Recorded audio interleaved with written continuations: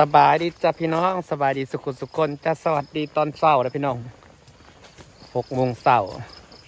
เราสิไปหาเห็ดสิไปจอบเบิ่งบ่แม่นดอกเฝ้ากับเจดอกไม้ใบว่าสิหาหน่อไม้บงไปแกงก็เลยมาหาหน่อไม้บงพี่น้องเสียมก็หาบ่พอเสียไปใส่ทำมาแต่มีดนี่แหละพอย่ำหน่อไม้ขึ้นเหี่ยวมันหาง่ายอยู่เนาะพี่น้องเนาะแล้วก็ขากลับมาจะสิเก็บผักแหวงกับผักขะแยงไปเพิ่นเลยเอาสิไปปิกนิกบ้านเพิ่นป้าเมื่อคืนนี่พี่น้องฝนตกแห้งจ้ะตกแห้งแบบตกแบบคิดเอาว่าน้ำจนล้นสระข่อยนะฝนตกแห้งอะไรตะเบิงแล้วเขาไปหาทำไมบงนี่น้ำสิบเต็มฝั่งบ่เนาะหรือว่าไปหาหักทำไมโจดหักหนอดโจดหนอดโจดมันจะแกงแซ่บนะพี่น้องกะเลาะหาเห็ดลงไปเลยพ่อหักหนอดโจดหนอดโจดเป็นสิแกงแซ่บสองวงเห็ดปวกไปเลยนะพี่น้องน้ำกระสิล้นไห้ล้นคันพี่น้องเอ้ยฝนเมื่อคืนนี่มันสุดยอดของคำว่าฝนนี่แบบว่าสะคอยหัดไปวันทางระบายน้ำ2 ทางเกือบ10 ท่านเกือบล้นแต่ว่าน้ำมันแห้งขับอีรีฝนแห้งแบบแห้งอีรีหล่อเราสิไป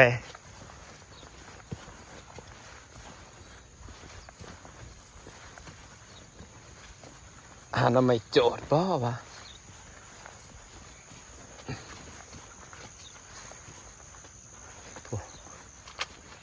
น้องจอบเราสิไปจอบเห็ดก่อ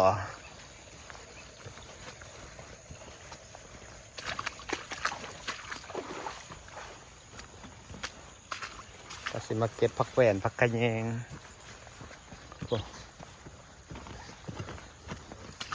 จอบเห็ดก่อจอบเห็ดปวกนะพี่น้อง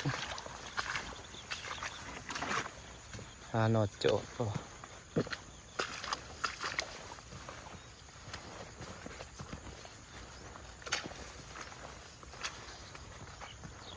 น้ำห้วยมากบานพังพี่น้องจ๋าป้า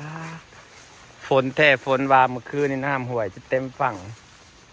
อันนี้ครับสิมาหาหน่อไม้บงพี่น้องหาแถวเทิงนี่แหละแล้วก็อยากมาจอบบังเฮ็ดน้ำ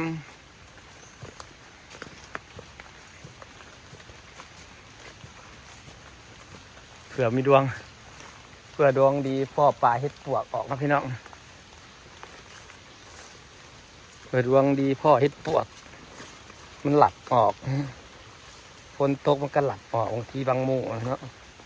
เอาพ่อยังเน่าหักทำไมบงไปพ่อแกงวันนี้น้ำโบราณแต่พ่อแกงแต่ว่าน้ำเต็มพัง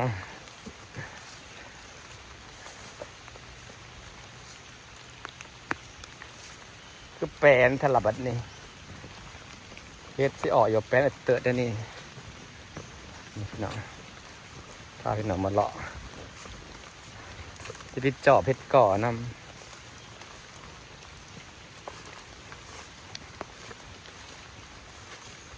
เห็ดเคยออกไปแค่นี้ป้าน้ำเต็มที่เต็มแดนพี่น้องเอ้ย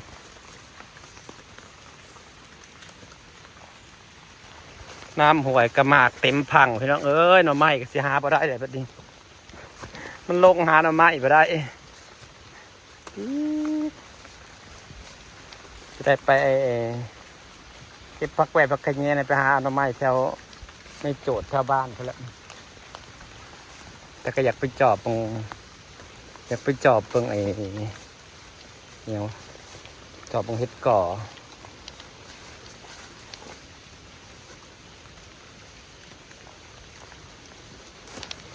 เราหาหน่อบงไปแกงกับพี่น้องจ่านี่จ้าจะหน่องามๆผู้1 2 3 4 5 6หน่อพี่น้องหากไม่ได้เอาเสียมมานี่ผู้ไม่ได้เอาเสียมมาเสียมบ่พ่อเฝ้าเอามีดมาปาดเอาจ้าพี่น้องจ้าขาตั้งกล้องกับไม่ได้เอามาหาไปพ่อเฝ้าแล้วพี่น้องวันนี้นะพอแล้วเต็มกระตาแล้วก็เมื่อพอแล้วพอแกงเมื่อเอาบ่ไรแต่พอแกงพอเฝ้านี่จ้าหน่อไม้ทำเป็นงามๆเลยพี่น้อง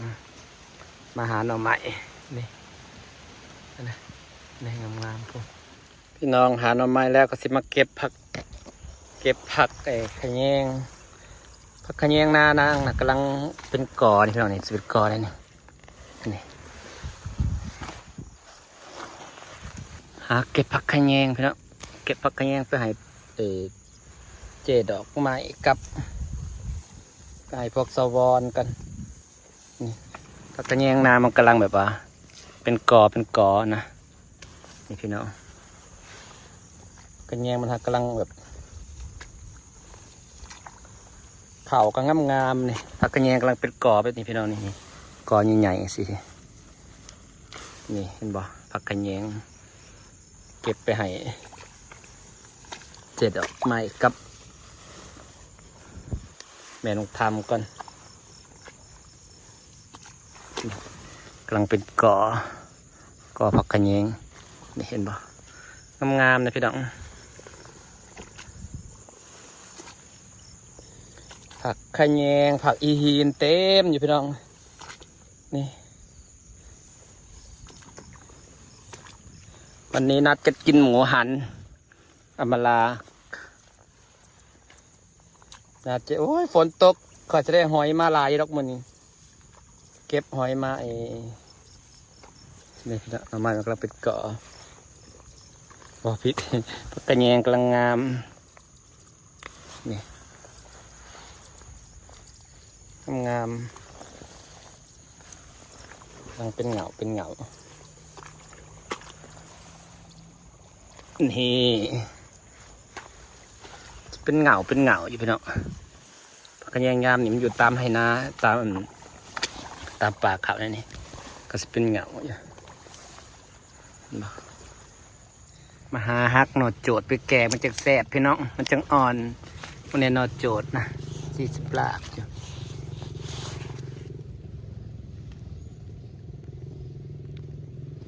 นี่เราไม่โจดพี่น้องเนี่ยกอเดียวพอแกงเลยจ้ากอเดียวพอแกงฮักออกแล้วได้3 หน่อมาฮักหนอดโจดไปแกงพี่น้องเอ้ยนี่กอเดียวมองเนี่ยนอเพิ่นทำให้แต่งงามหนอดโจดจ้านี่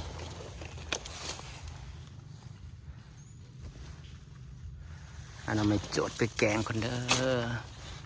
นี่เป็นนองงามๆนี่นอมันนะ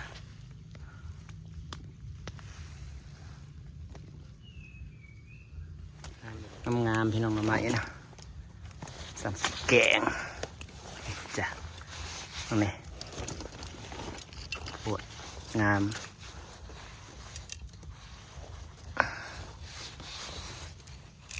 นี่อ่อนขักทีเด็ดนี่กินแกง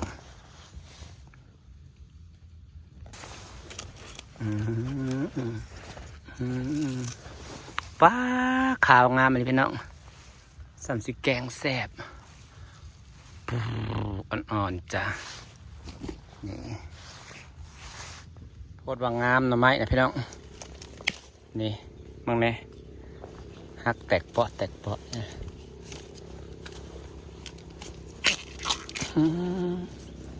หน่อ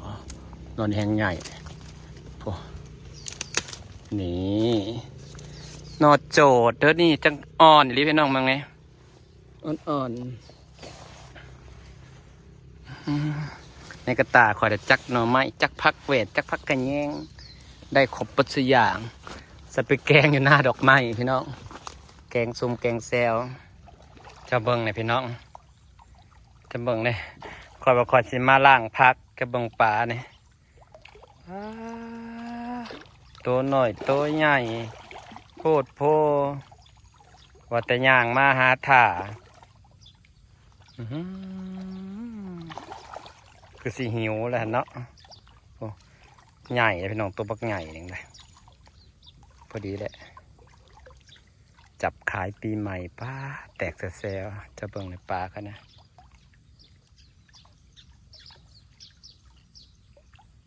ตรงนี้ดำทุ่มอยู่ พอเราว่าสิมาล้างผักก็สิล้างไม่ได้แล้วแหละมันหลายโพด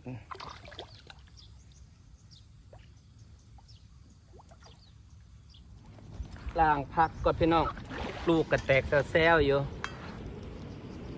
นี่หน่อไม้เราหน่อโจดงามๆเลยจ้ะ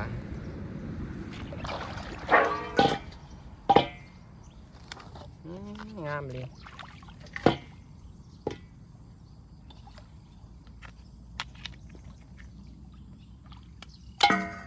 อ่อนอีหลีปลาตั้งอ่อนขักนี่หน่อโจดนะพี่น้องหน่อโจดเป็นหน่อไม้แกงแซ่บเลยพี่น้องเอ้ย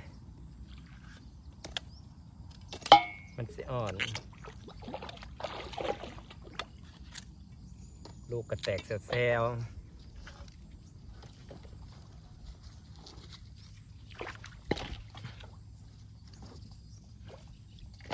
แกงหน่อโจดนะจ๊ะนี้แซ่บนะจ๊ะแกงสิอ่อนเนาะ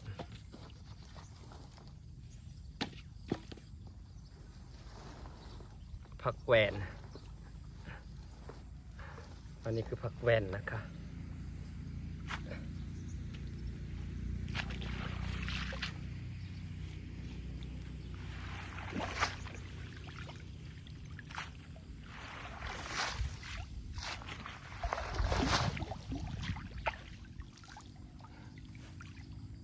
เดี๋ยวเราผักแหวน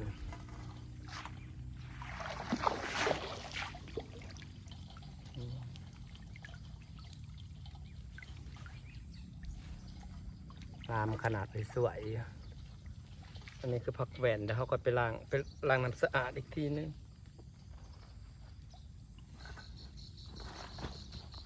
นี่จะเป็นผักกระแยงหรือเปล่าหน่อไม้ผักกระแยงสวยๆจ้าล้างก่อน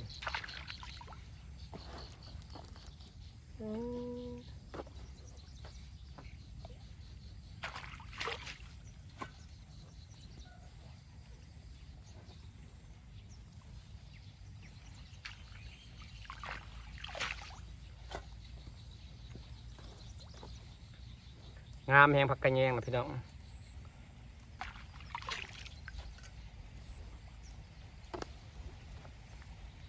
มาอีกแล้วฝนนะ